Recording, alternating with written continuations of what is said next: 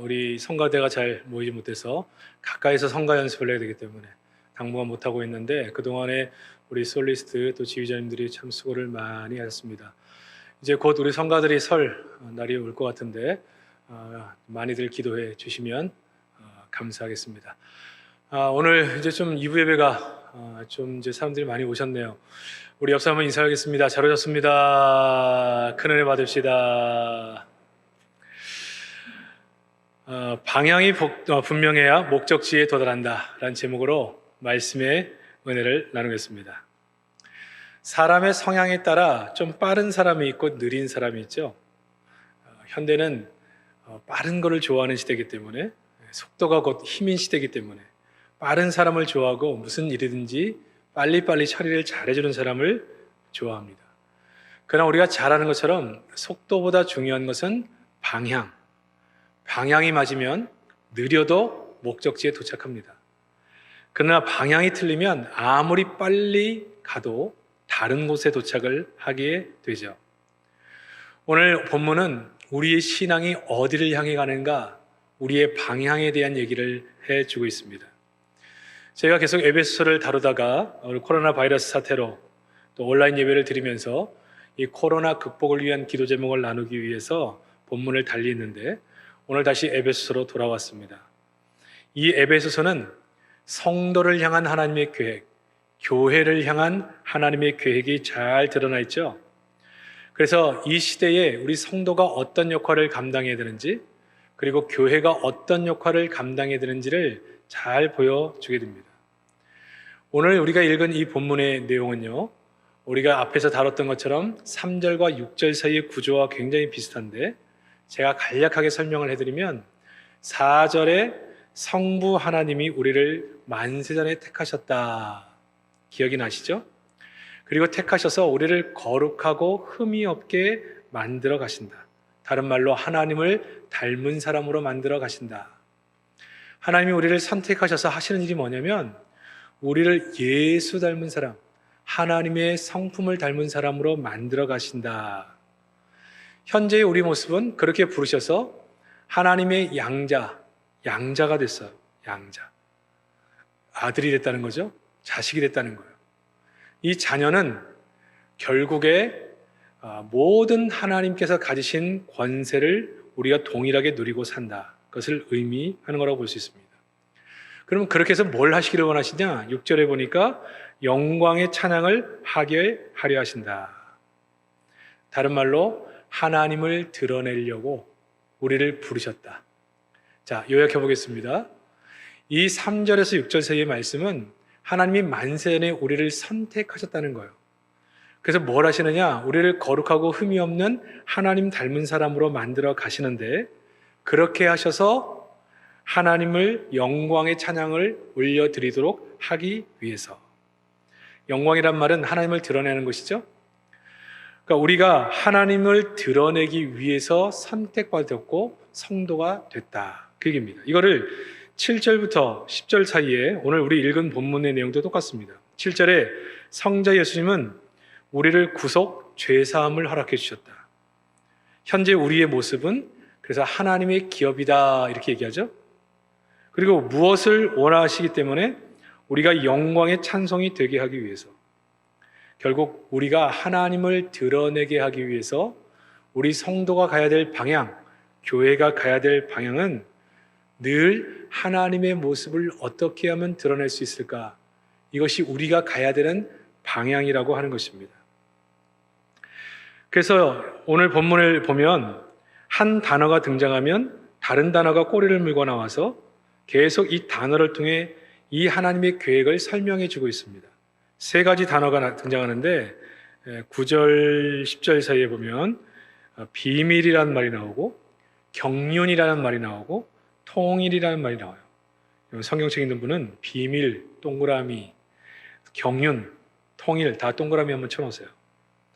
오늘 8절이 이렇게 시작하죠. 이는 왜냐하면 그런 말입니다. 7절에 우리가 속량 죄사함을 받았는데 왜 속량했고 왜 죄사함을 받았느냐?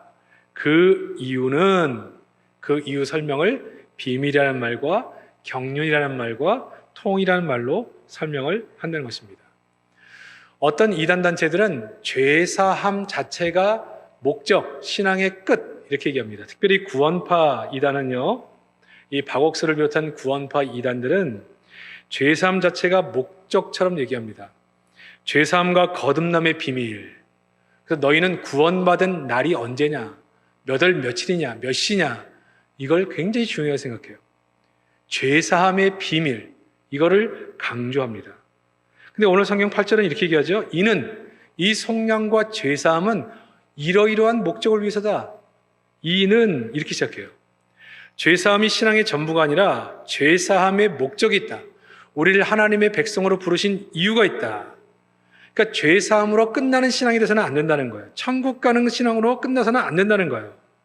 하나님은 천국 가는 거 하나님께서 원하시는 것이지만 전체적인 그림과 목적과 계획이 있어요. 하나님은 계획이 있으신 분이에요. 하나님의 계획이 뭘까요? 그것이 바로 오늘 세 가지 단어로 설명을 해주고 있는 것입니다. 첫 번째는 하나님의 비밀을 알기를 원하세요. 이 비밀을 성도들이 많이 오해를 하는데 여기서 말하는 비밀을 이렇게 오해하는 분이 있습니다. 남들이 알지 못하는 체험을 한 것. 그래서 이 신앙의 열광주의나 신비주의로 가버리는 경향, 이 말씀을 근거해서 가는 사람들이 있습니다. 말씀은 지식만 있으면 안 되고 체험적인 게 필요한데 굉장히 맞는 말이죠. 그러나 이 본문은 그 영적인 체험을 의미한다는 것이 아니라는 것입니다. 어떤 사람은 이 비밀을 많이 알지만 어떤 사람은 모른다는 거죠. 그래서 많이 아는 자와 모르는 자를 신앙적 계급으로 차등을 둡니다. 믿음이 좋은 자, 안 좋은 자. 근데 오늘 본문은 그런 의미를 말하는 게 아니에요. 로마서 16장 25절 이하를 보면 여러분 자막을 잘 살펴보시면 나의 복음과 예수 그리스도를 전파함은 영세전부터 감추어졌다가 감춘 게 뭐예요? 비밀이죠. 26절 이제는 나타내신 바 되었습니다. 그 비밀이 드러났다는 거예요. 영원하신 하나님의 명을 따라 선자들의 글로 말미암아 모든 민족이 믿어 순종하게 하시려고 알게 하신 바 그 신비의 계시를 따라 된 것이니 이 복음으로 너희는 능히 견고하게 하실. 이렇게 됩니다. 바울은 자기가 아는 예수를 전파하는데 이게 영세전부터 감추어졌던 것이래요. 근데 선자들의 글로 말미암아 알게 하신 바, 예언을 했다는 거죠. 예언. 그러니까 이는 뭐냐? 이것을 통해서 그들을 믿어 순종케 하신 거라는 겁니다. 그 신비한 계시, 옛날 성경에는 비밀의 계시라고 표현되어 있는데 이게 뭘까요? 이게 복음이에요. 복음. 그러니까 이 비밀의 계시는 복음을 말하는 거예요. 복음. 그러니까 여러분 안 믿는 사람에게 이 복음은 비밀이죠. 안 들려요. 안 보여요. 신비해요. 근데 우리 예수 믿는 사람들에게는 이게 다 열려 있어요. 이게 얼마나 큰 감사요 은혜인지. 마태복음 13장에 보면 씨 뿌린 자의 비유가 나옵니다. 제자들이 물어보죠. 어째요 비유로 말씀하십니까? 그 대답이 11절입니다.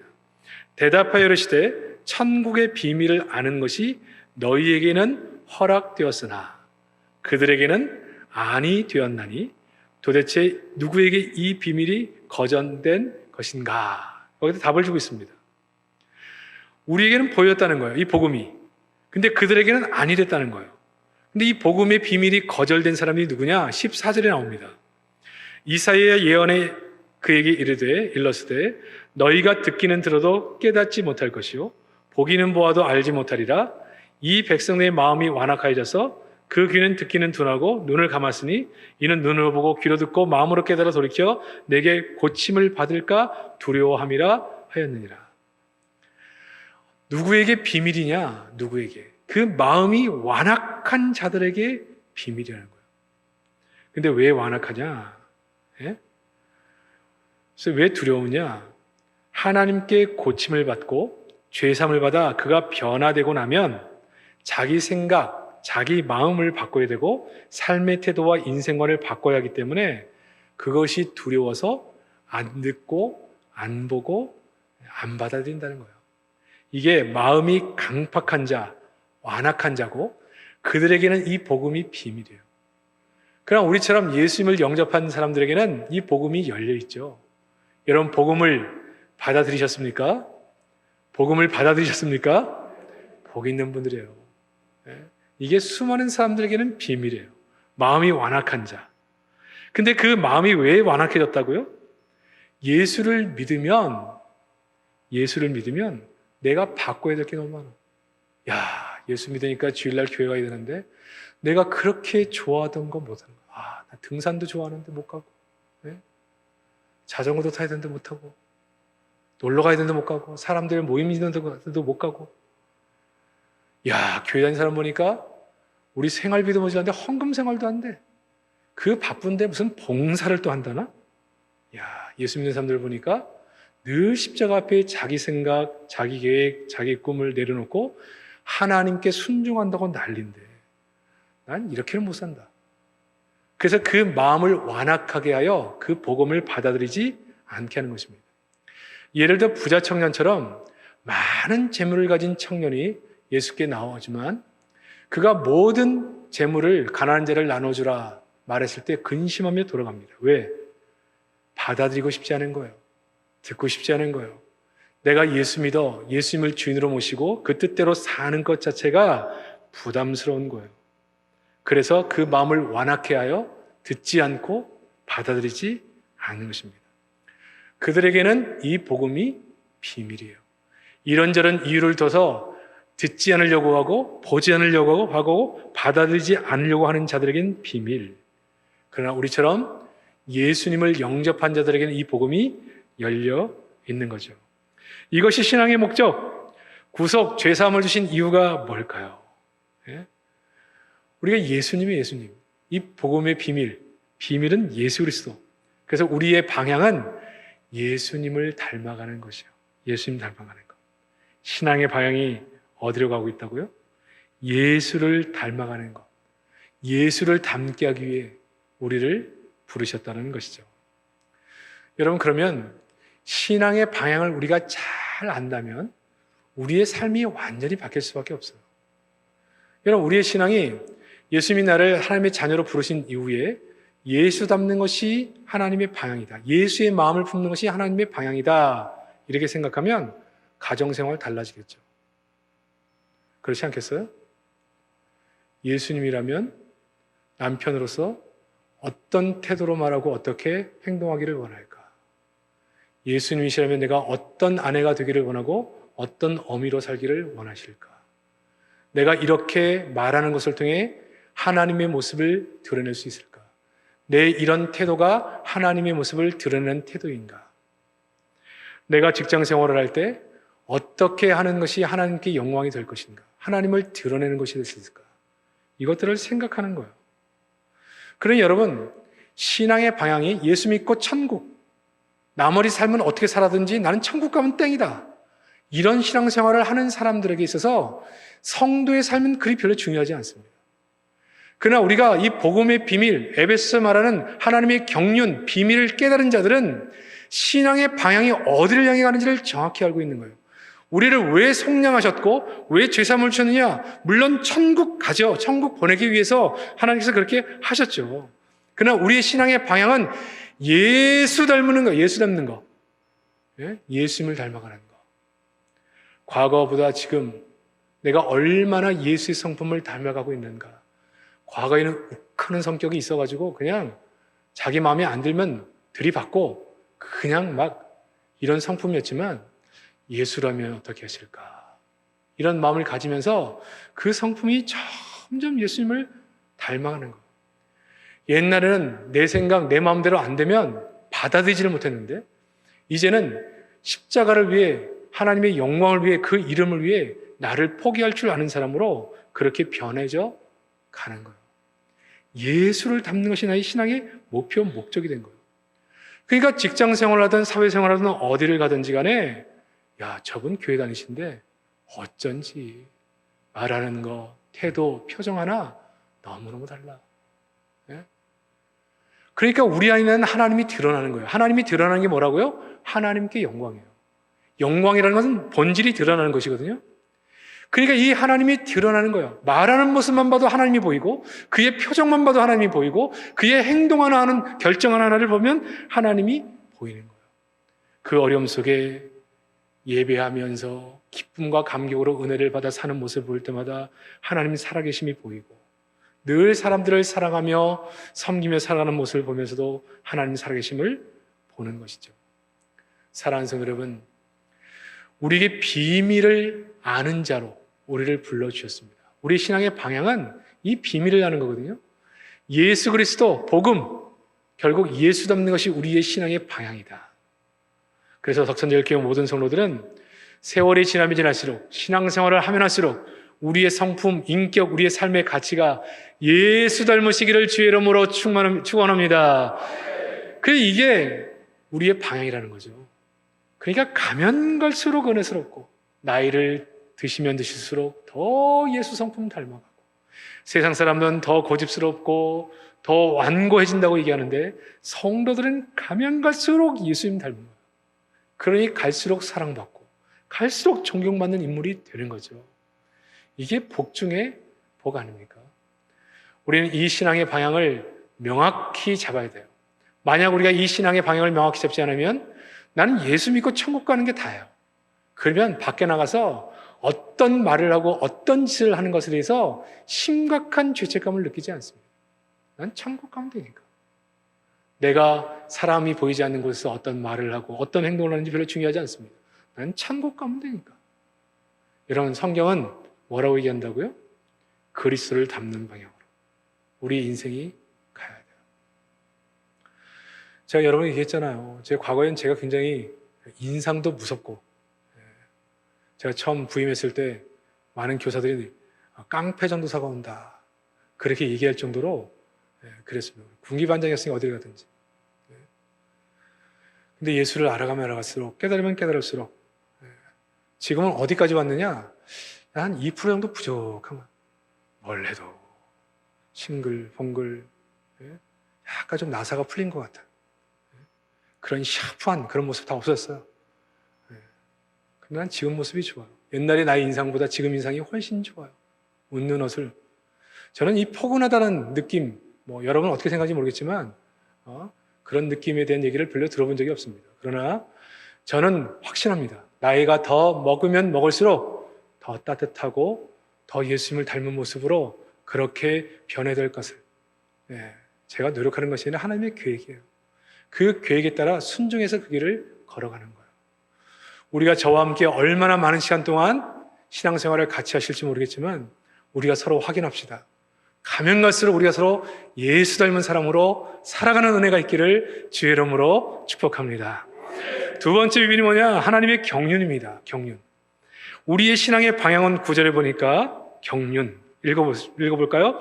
그 뜻의 비밀을 우리에게 알리신 것이요, 그의 기뻐하심을 따라 그리스도 안에서 때가 찬 경륜을 위하여 예정하신 것이니. 이 비밀이라는 것이 기뻐하심을 따라 된 거래요. 그리스도 안에서 때가 찬 경륜을 위하여 예정하신 것. 이 때가 찼다. 갈라디아서 4장 4절은 이렇게 얘기합니다. 때가 참에 하나님이 그 아들 예수를 우리에게 보내셔서 율법 아래 나시며 그를 통하여서 우리를 아들로 만드셨다. 그러니까 때가 찼을 때 일어났던 일이 뭐예요? 그리스도의 성육신. 그러니까 하나님의 경륜은 그리스도로 말미암아 이루어진 하나님의 계획을 의미하는 거죠. 이 십자가의 역사를 통해 우리는 어떤 일이 시작되느냐? 하나님의 일하심이 시작된 거예요. 그러니까 하나님은 만세전에 우리를 택하셔서 우리를 예수 닮은 사람으로 만들어 가시는 거죠. 근데 예수 닮은 사람이 뭐라고요? 복 있는 사람. 하나님은 이 일을 예수 그리스도의 십자가로부터 시작하신 거예요. 그러니까 우리는 이미 하나님의 거대한 계획의 강 물줄기 속으로 들어와 보트를 타고 있는 거예요. 우리는 그 보트를 따라 가는 거예요. 하나님의 계획 아래. 하나님의 계획이 뭐라고요? 우리를 하나님을 닮은 사람으로 만드시는데 그게 복 있는 사람이에요. 근데 이 하나님의 계획이 실패합니까? 우리가 순종하면서 가면 이 계획대로 되고 불순종해서 가면 이 계획대로 안 되는 겁니까? 아니요. 이 불순종하고 가면 회초리를 들어서 우리를 때려서라도, 정신이 번쩍 들게 해서라도 우리를 하나님의 사람으로 만들어 가시는 거예요. 이 경륜, 이 계획을 알기 때문에 우리는 고난과 어려움이 있어도 두려워하지 않는 겁니다. 우리가 새벽 기도에 다루는 에스겔서를 봐도요, 불순종해서 이 남유다 백성을 징계하잖아요. 바빌론에 그래서 포로로 잡혀가요. 나라를 잃어버려요. 모든 걸 빼앗겨요. 근데 하나님의 계획은 그게 아니에요. 그 포로됨을 통해서 이 백성들이 회개하고 돌아오기를 원하죠. 다시 그 백성을 모아요. 하나님과 평화의 계약을 체결해요. 그리고 다시 하나님이 그들의 백성들이 하나님이 되어주시고 복을 주시기 시작해요. 하나님의 계획은 우리를 복의 사람으로 만드시는 거죠. 이 놀라운 것을 깨닫는 자가 하나님의 경륜을 이해하는 겁니다. 그러니까 우리 성도는 잘 될 일만 남았어. 믿습니까? 왜 잘 될 일만 남았어요? 하나님의 계획 경륜이 우리를 복의 사람으로 만드는 것이에요. 근데 이 계획은 실패한다? 실패가 없습니다. 하나님은 반드시 그걸 만드십니다. 순종하며 따라가면 더 빨리 만들 것이고, 불순종하면 두들겨 터져가지고 천부의 의지 없어서 하면서 만들어져 갈 거예요. 하나님의 이 계획은 분명해요. 그렇기 때문에 우리는 정말 하나님의 은혜와 축복 속에 우리 인도를 할 때 하나님께 감사하며 그 길을 걸어가시고, 하나님이 내게 이렇게 복을 주시는 이유가 뭘까를 깨닫고 순종하며 가야 되는 것이고, 고난이 오고 어려움이 왔을 때 이 고난을 통해 하나님이 나를 향하신 계획과 뜻이 무엇인가를 생각하고 빨리 회개하고 순종하며 하나님께 나가야 되는 거예요. 그러는 과정을 통해 우리를 복의 사람으로 만들어 가시는 거죠. 코로나 사태 분명 우리에게 위기죠. 수많은 사람들이 확진자가 되고, 어떤 사람들은 수백 명의 사람들이 죽기도 하고, 경제 마비되고, 모든 일상 삶이 다 바뀌었어요. 그런데 우리 성도는 하나님의 경륜이라는 입장에서 볼 때 이 모든 과정이 우리를 망하게 하기 위해, 우리를 심판하기 위해 주신 것, 그게 목적이 아니고 우리를 하나님의 백성으로 세우기를 위한 것이에요. 그래서 우리 인간이 무엇이든지 할 수 있다는 교만을 내려놓고 하나님의 은혜가 아니면 살 수가 없다는 고백을 가지고 두 손 들고 주 앞에 나오기를 원하는 거죠. 그러니까 우리 성도는 어떤 상황을 만나도 잘 될 수밖에 없어요. 우리 인생은 그래서 그렇게 사는 겁니다. 살아있는 동안 하나님의 영광을 위해 열심히 살다가 우리를 부르신다 그러면 이제 우리의 전성기가 그때부터라 그랬죠. 우리의 영원한 목적인 하나님을 찬양하는, 그렇게 사모했던 주님 곁에 가서 영원히 주님을 찬양하는 그곳으로 가는 것이니까, 많은 성도들의 환송을 받으면서 또 수많은 믿음의 선진의 환영을 받으면서 천국에 입성하여 우리의 전성기는 그때부터 시작이다.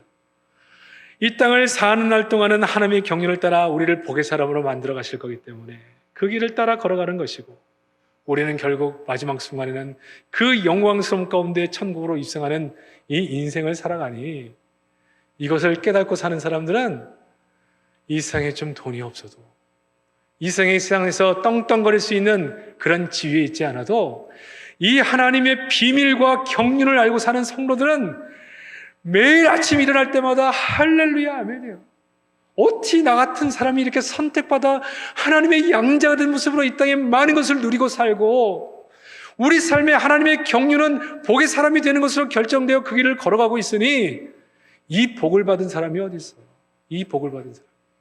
그러니 세상 사람들은 어려움이 있을 때마다 원망 불평하고 속상하다고 인생을 한탄하고 살아가지만, 우리 성도는 눈을 뜰 때마다 하나님 감사합니다. 어떻게 나 같은 사람을 부르셔서 이 영광스러운 신분과 자격을 주셨는지 감사합니다. 그렇게 사는 거죠. 사랑하는 성도 여러분, 성도만큼 복 있고 성도 이름만큼 값진 것은 이 땅에 아무 데도 없습니다. 내가 성도 됐다는 이 하나 이유만으로도 우리는 평생 하나님께 감사하며 찬송하며 살아야 하는 것이에요. 너무너무 감사하고 고마우니까 우리의 표정이 과거에는 화가 나 있고 속상해 있는 얼굴이지만 지금은 해같이 빛나는 얼굴로 변하는 거예요. 왜? 정말 행복하니까, 정말 감사하니까. 이 경륜을 깨닫고 사는 복된 성도들이 되시기를 주의 이름으로 축복합니다. 세 번째 말씀이 굉장히 중요한데, 세 번째는 통일이라는 말입니다. 하나님은 모든 것을 통일시키기를 원하신다. 10절 말씀을 볼까요? 하늘에 있는 것이나 땅에 있는 것이 다 그리스도 안에서 통일되게 하려 하심이라. 이 통일이란 말, 헬라어 말이 있는데 생각하겠습니다. 원래 머리라는 의미를 가진 케팔레라고 하는 말에서 나온 말인데 굉장히 길어요. 뜻은 요약하다, 종합하다, 모으다, 결론 내리다.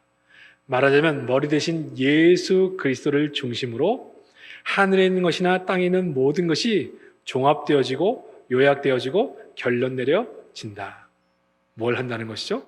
하늘에 있는 것, 영적인 것, 땅에 있는 것, 육적인 것, 물질적인 모든 것. 이게 하나님이 예수 그리스도를 통하여서 예수 그리스도를 머리로 세워 다스리게 하는 것으로 결론 내리시고 종합하시고 그 모든 길을 완성해 가신다는 거예요. 무슨 말이냐면 예수 안에서 그분을 머리로 모시고 모든 만물이 다스림을 받는 것이 하나님의 계획, 우리를 구원하신 계획이에요. 자, 그러면 이 성도들은 예수 안 믿는 시절 죄의 종로로 타다가 탈출해서 예수 믿고 죄사함 받고 천국 가는 것으로 끝나는 것이냐? 그 다음에는 우리가 교회에 머물러서 매일 예배 드리고 아니면 집에 가서 교회 올 때만 하나님을 생각하는 그런 인생이 아니라 이렇게 예수 그리스도를 통해 죄사함을 받고 난 후에는 세상 밖으로, 세상 안으로 들어가서 뭘 하라는 거예요? 예수 그리스도의 머리 되심으로 완성될 그 하나님의 나라를 위해 살라는 거예요. 하나님의 통치가 이 땅에 임하기를 위해서 살라는 거예요. 정치하는 사람은 뭐 하라는 거죠? 하나님의 뜻이 정치를 통해서 이 땅에 구현될 수 있도록 애쓰라는 거예요. 윌버포스처럼 사람을 노예로 삼는 것은 바람직하지 않다. 성경적이지 않다. 그러므로 성경 말씀, 하나님의 통치가 이 땅에 이루어지기를 위하는 것이 정치적 생명을 걸고 평생 걸어가야 될 길. 우리 당이 어떻고 저기 당이 어떻고 그런 게 아니고 하나님의 말씀이 이 땅에 통치되도록 하는 것이 정치적 철학이 돼야 돼요. 예수 믿는 사람은 정치하는 사람. 근데 여러분, 예수 믿는 사람들이 정치하는 분들이 때로는 본의 안 돼서 구설수에 오르는 사람들이 많잖아요. 왜 그렇다고요? 이 성경을, 복음을 복음대로 알지 못하기 때문에 그래요. 교회만 가는 것이 성도가 아니라 성도는 예수 그리스도가 머리 되심이 이 땅 가운데 구현되는 그 하나님의 나라를 위해서 살아가는 거예요. 그것은 교회에서만 그렇게 사는 게 아니에요. 교회는 그리스도의 머리 되심을 구현하기 위해 어떻게 산다고요? 성령이 이끄시는 행복한 교회를 구현하는 거예요.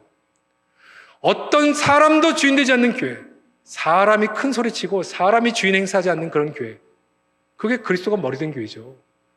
돈이 소리치지 않는 교회, 돈이 주인돼서 돈이 사람을 움직이고 돈이 교회를 움직이는 그런 교회에 대해서는 안 되겠죠. 전통, 이렇게 해왔기 때문에 이래야만 된다. 전통이 움직이는 교회, 그것도 아닙니다. 오직 뭐라고요? 오직 주님이 주인 되신 그런 교회. 주님이 주인 되시고 우리 모두는 그 앞에 엎드려 말씀하옵소서. 이게 진짜 교회죠. 교회는 이거를 구현해야 되는 거예요. 그러니까 정치가는 정치를 통해서 하나님의 말씀이 이 땅에 구현되기를 위해 생명을 걸고 그 길을 걸어가야 되죠. 우리는 그러한 사람들을 지도자로 뽑아야 되는 거예요.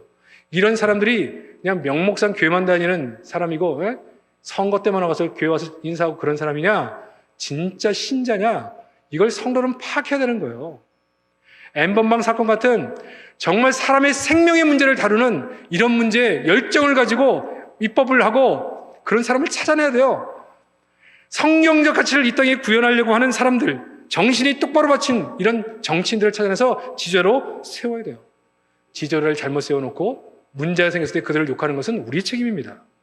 경제인들 돈 많이 벌어야죠.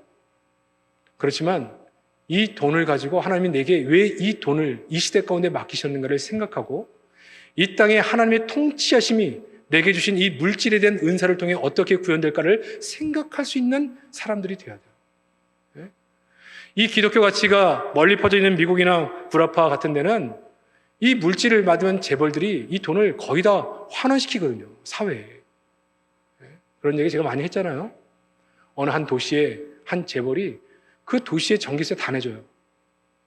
수도세 다 내줘요. 여러분, 우리도 그런 재벌 있으면 존경하지 않겠습니까? 예를 들어서 부산시 전체에 우리의 수도세 전기세를 다 내주는 재벌이 있다. 우리 박수치죠. 그 제품 쓰죠. 무슨 정신을 가지고 있느냐? 이게 내게 아니라는 거예요. 하나님이 이 시대 가운데 우리에게 맡겨주신 거라는 거죠. 어떤 사명을 감당하라고.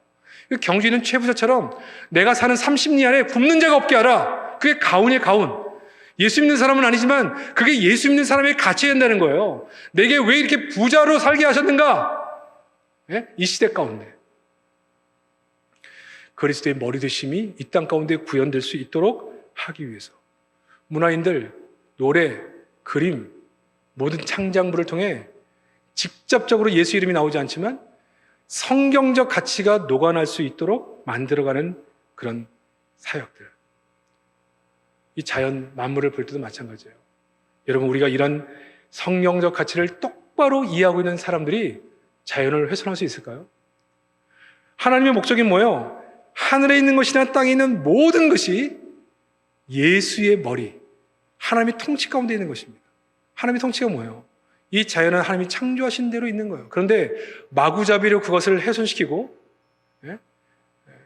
뭐 개발이라는 이름이든 어떤 이름이든지 간에 이런 것들에 대해서 우리 의식은 어떤 의식이 되느냐?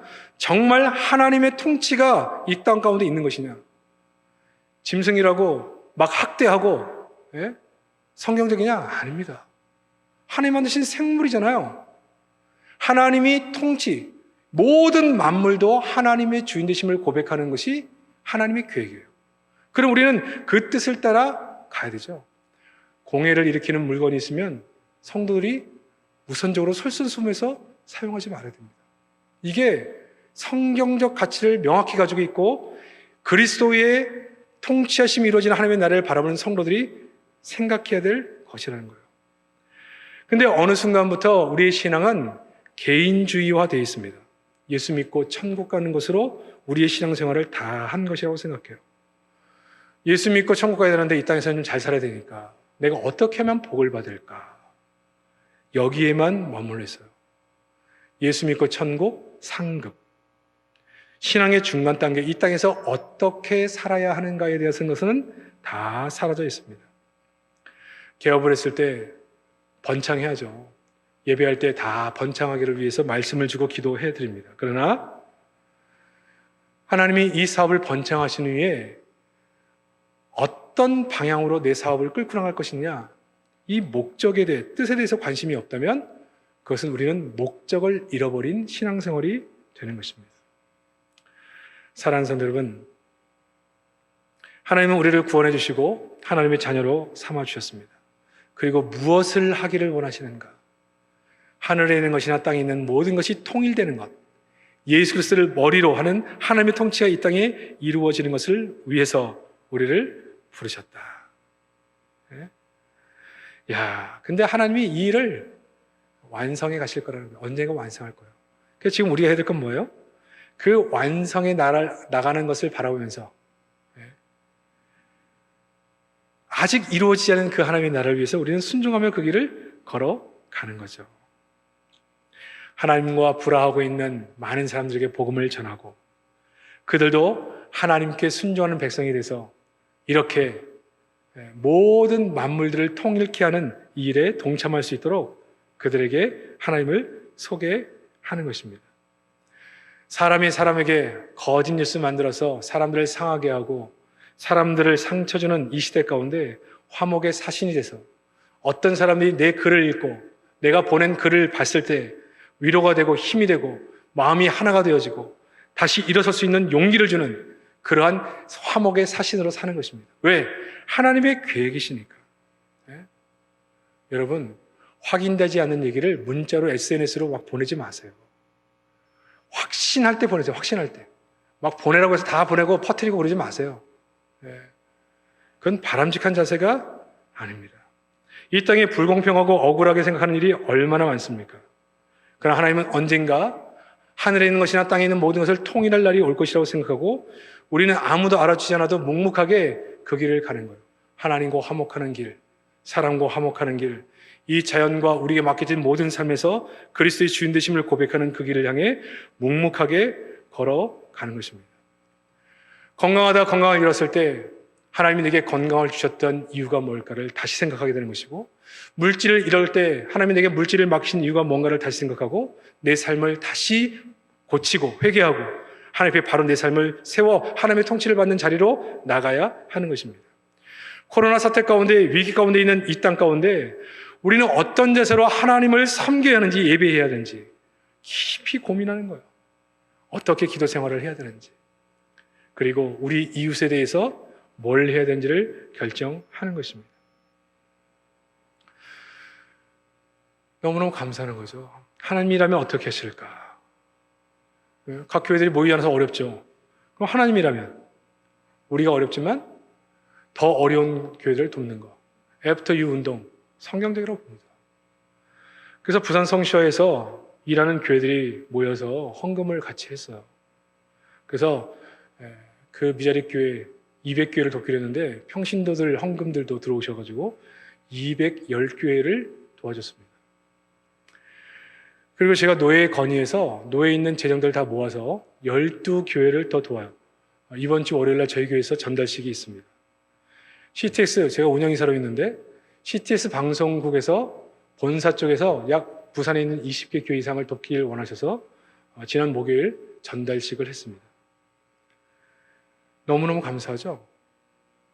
뭘 한다고요? 이 시대의 주님이시라면 어떻게 하실까? 어떻게 하면 하나님이 드러날 수 있을까? 지난주 제가 광고한 것처럼 이 지역을 위해 작은 섬김을 했습니다.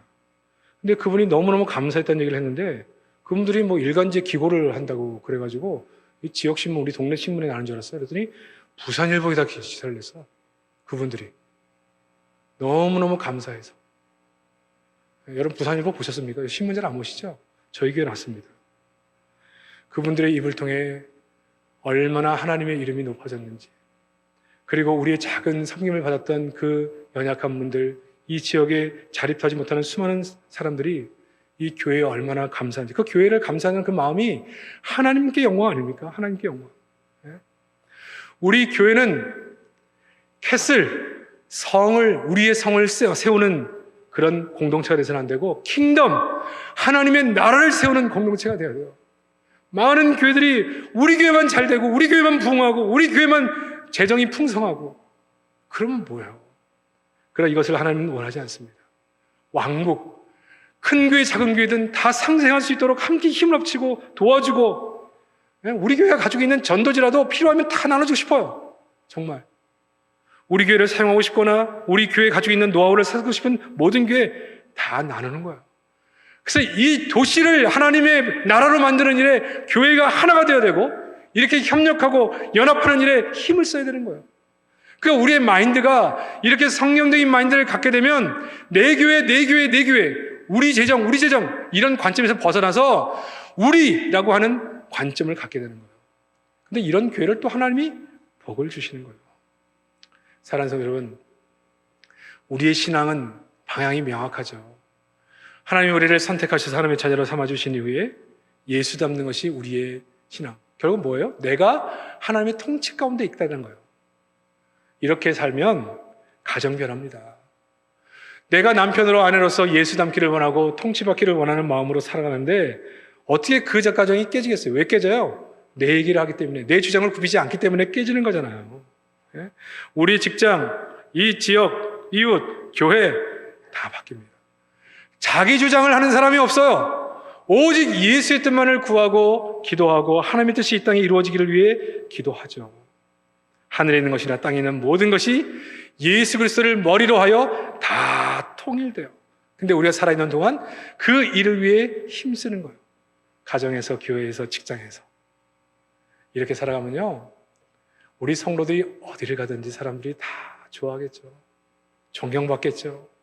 저희 덕천제일교회 성도들은 이 어려운 때에 하나님의 뜻을 더 명확히 깨닫고 믿음으로 달려가는 중에 하나님의 영광을 돌리는 우리 모든 성도로 이 시기를 살아가시게 되기를 주의 이름으로 축복합니다.